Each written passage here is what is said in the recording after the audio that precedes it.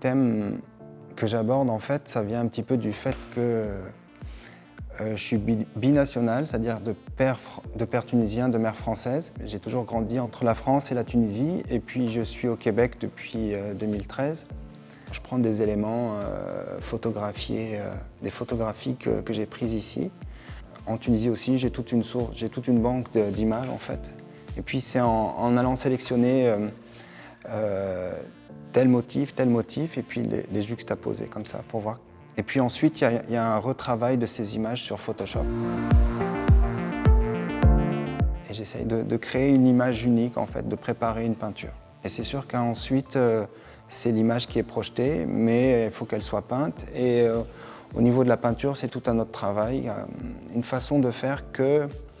Enfin, l'objectif serait de faire en sorte que l'image devienne peinture.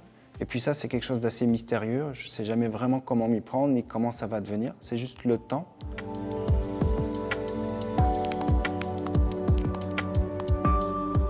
J'ai tout de suite été confronté avec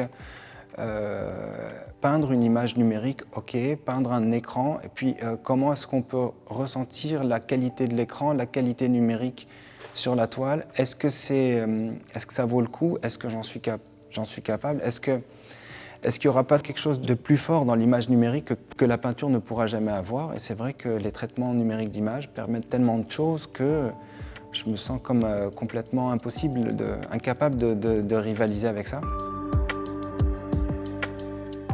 J'ai pris le parti finalement d'aller vers quelque chose de pictural à partir de ça et d'avoir vraiment des réponses qui sont propres à la peinture.